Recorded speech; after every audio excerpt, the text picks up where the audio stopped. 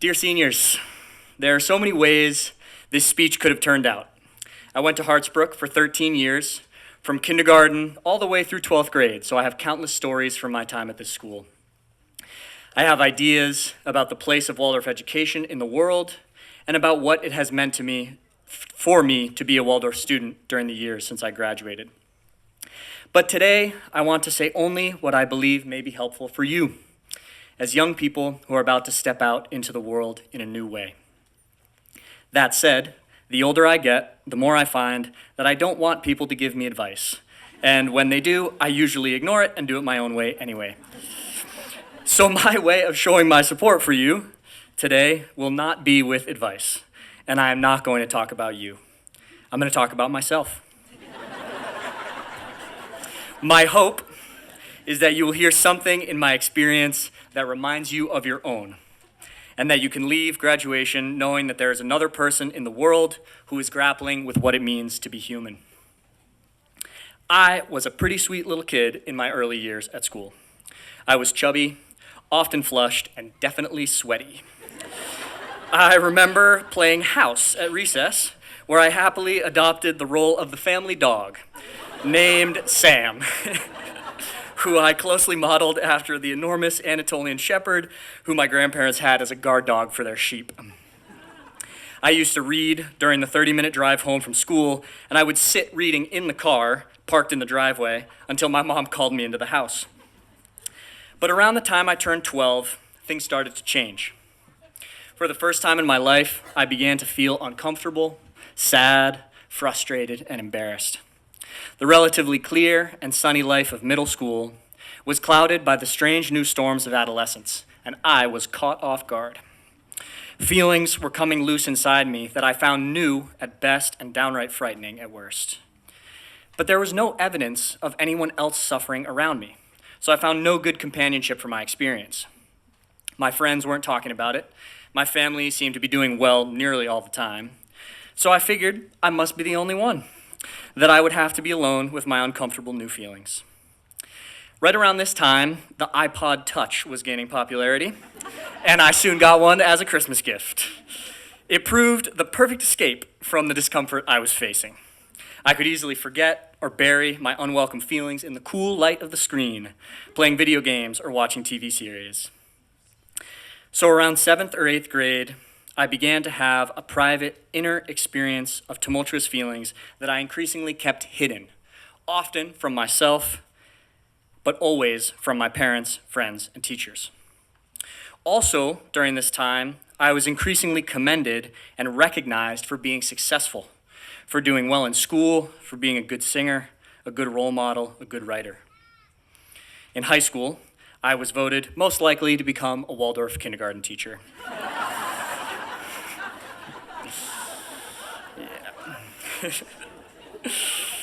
Everywhere I was praised for the way others saw my light, and nowhere was anyone interested in darkness. As seniors at Hartsbrook, everyone in my class wrote Lyceum lectures, a talk on a topic we were passionate about, and presented them to the Hartsbrook community.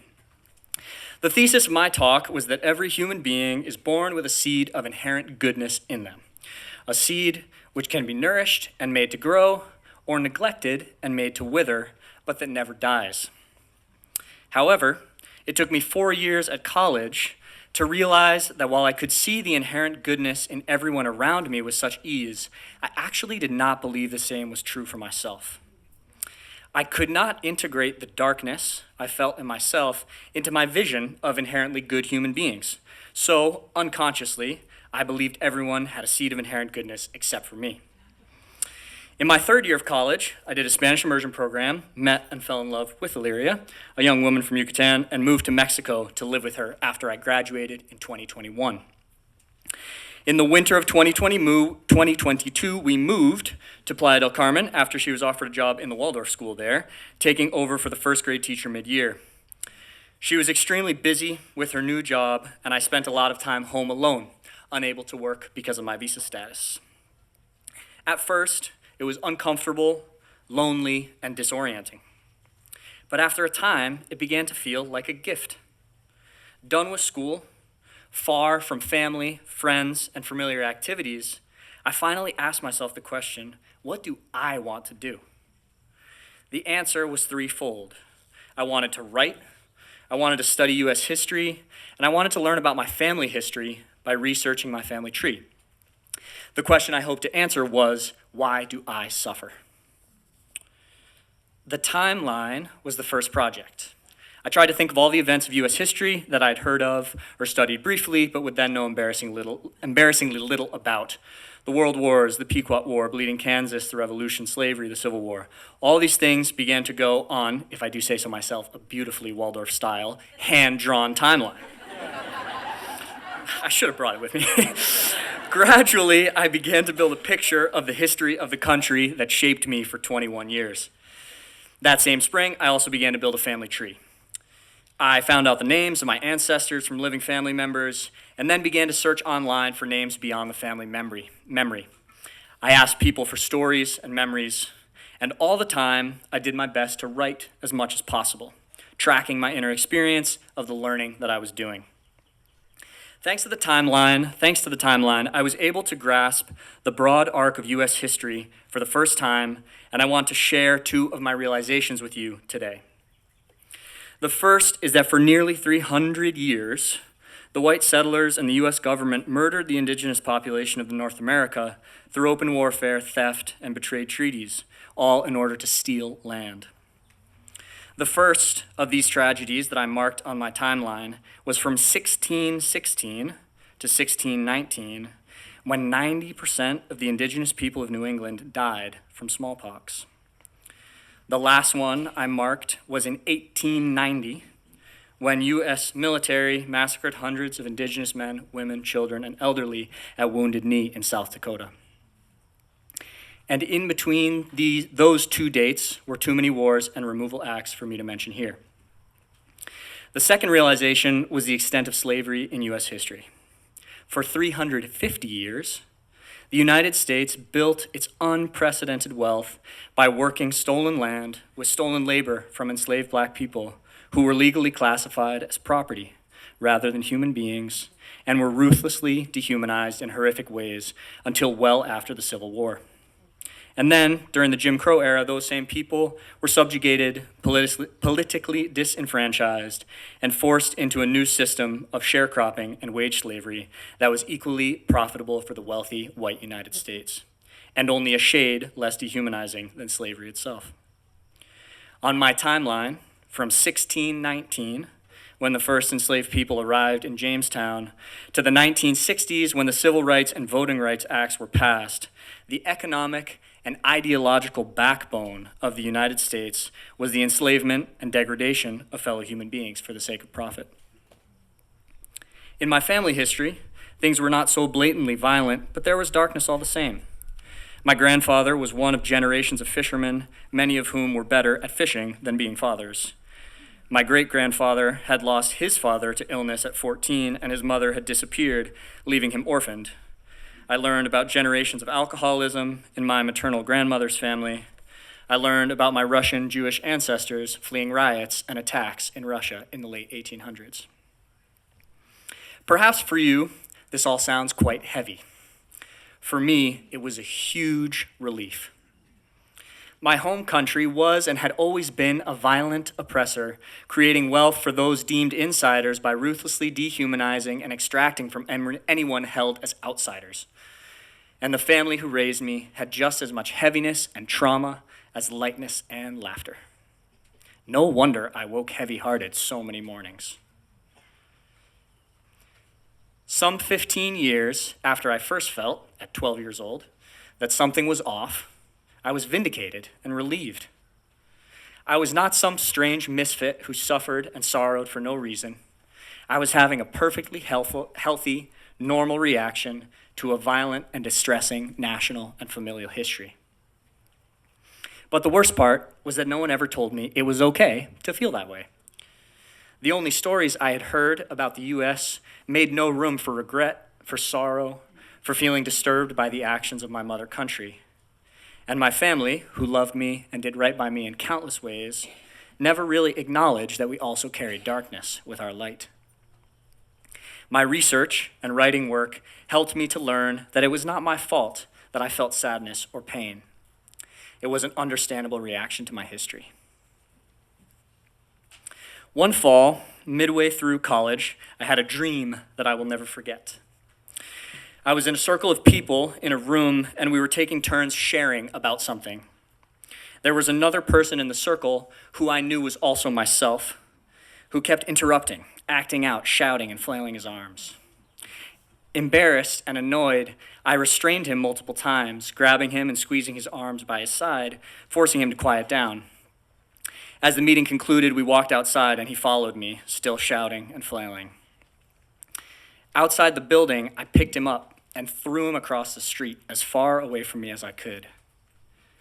I turned to walk away, and he instantly appeared again next to me, matching my stride as if nothing had happened.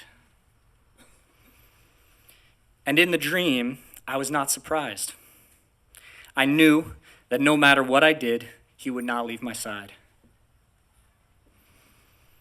It took me from when I was 12 years old until I was 21 to realize that I was suffocating the part of myself that needed to flail and cry and struggle. And now I have spent the last 7 years becoming friends with that part of myself. I still have plenty of work to do, but I no longer second guess my feelings when I suffer. Now I battle against all the forces that keep telling me that sorrow and discomfort and regret and shame are unacceptable in a human being. Now I remind myself as often as possible that far from being unacceptable, the darkness I feel is actually essential for my humanity. Now I do my best to care for myself and love myself as I am.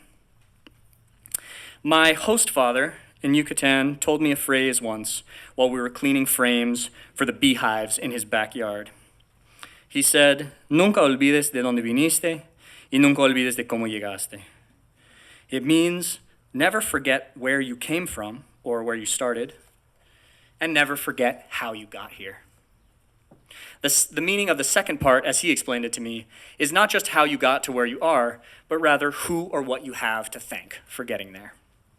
That phrase reminds me of the two forces that I believe were essential in helping me get to this place of ongoing learning and love for myself. The first one, where I started or came from, is my family and my education at Hartsbrook, which taught me to connect with the deepest parts of my humanity, to listen to the soft voice inside me that encouraged me to never stop learning, to love and soak up art, and to stay curious, even when the rest of the modern world was telling me to focus on money, on safety, and on quote-unquote success in a material society. The second source of strength, the who I have to thank for getting here, is the friends that I met in college. My closest friends were from Denmark, South Korea, India, Estonia, the UK, and my own hometown of Shelburne Falls. Every one of them inspired me constantly with their creativity, their insight, their kindness, and skill. And as we became closer friends, I learned that they suffered too. From all across the world, with vastly different family histories and national histories, they suffered. It was the first time in my life that I had peers who could articulate their suffering and share it quietly and openly with me. And I learned that my sadness was not just the unfortunate byproduct of growing up in a violent, greedy, immoral country. It was not just something I could have escaped if there were less trauma in my family history. My friends came from happier families and less blood-stained countries, and also from violent countries and very traumatic families. But the sadness didn't change. It was part of the basic human experience that we all shared. Those friends taught me that I was not alone, that I was not, in fact, the only person in the world who had ever felt sad. And that sadness, and they taught me that sadness and pain and suffering were a completely normal, unavoidable part of being human. Dear seniors, I am only able to say this now that it has been 10 years since I graduated, but I want to share with you one of the reasons why my graduation from Hartsbrook was so special, so weighty, so joyful, and so full of sorrow, not so much for me, but for my community, for the people who surrounded me. Up until that day in 2016, everyone cared for me. as teachers, friends, parents, grandparents, and siblings. My parents and teachers especially had made choices and sacrifices and summoned their strength every day so that I could go out into the world with as many foundations for freedom as possible. In short, they had loved me as best they possibly could. And through that love, they had controlled many aspects of my life. The day I graduated, they gave me the most profound and precious and terrifying gift they could possibly give. They let go of their control and protection and gave me up to myself. My heart, body, soul, and mind were now in my care. Many of my people did not want to give me up, and they did everything they could to support me in every way. But the reality was that after I graduated Hartsbrook, I had to make many choices for myself, choices that my community used to make for me. They had loved me with all they had for 18 years, but now what actually mattered was whether I could learn to love myself. It took me 10 years, from graduation in 2016 until now, to recognize what a grave responsibility I was handed that day, because it took me 10 years to realize just how precious I am. It took me 10 years to realize that, like every other human being, I am worthy of love. At times throughout the past decade, the responsibility to care for myself has been daunting and difficult. But as I stand up here with you today, I can say without a shadow of a doubt, it has been the greatest opportunity of my life. When I lived in Massachusetts and went to Hartsbrook, the world unfolded before me shining and joyful. I was surrounded by beauty and community, and yet in my soul, I was the loneliest I've ever been. When I married Illyria and moved to Playa del Carmen, I was the most alone I have ever been, but in that empty space, in that silence, I found the time and the courage to start writing and researching, to start doing what I now know is my life's work. In that emptiness, far from the loving guidance of parents, teachers, mentors, and friends, I was able to turn at last towards myself, to trace my own suffering gently and with curiosity over many months and years. I have now been working to befriend my suffering for 5 years, and for the first time in my life, I have begun to feel peace. I'd like to close with an excerpt of a poem by Kate Tempest, who is a UK-based rapper, poet, writer, and wordsmith. I encourage you to check out his work. It is incredible. I would have happily just read his poem instead of saying my whole speech, but it is important that you know why this poem means so much to me, because it speaks to much of what I hold dear and what I struggle to honor in my life. The poem is called Hold Your Own. This is going to be the really tough one, let me tell you.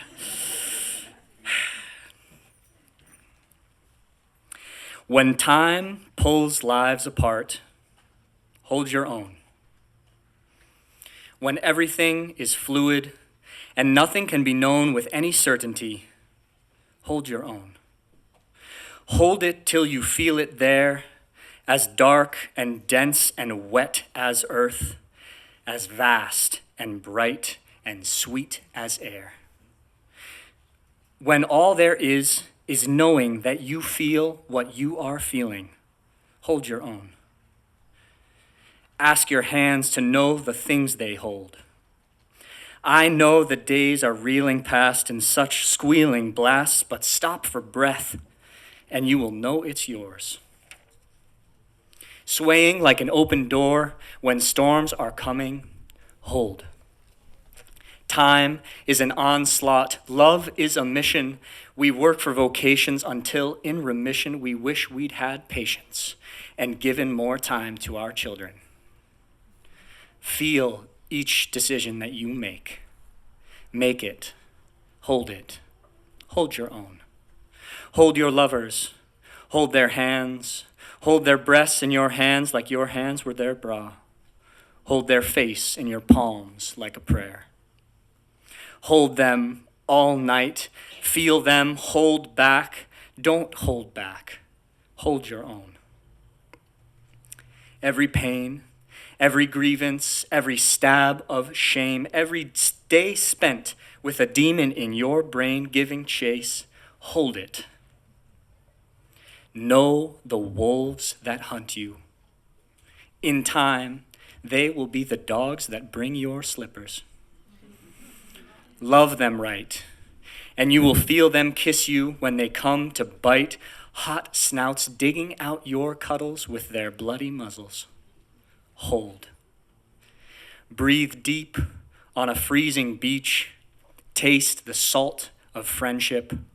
Notice the movement of a stranger. Hold your own and let it be catching. Thank you.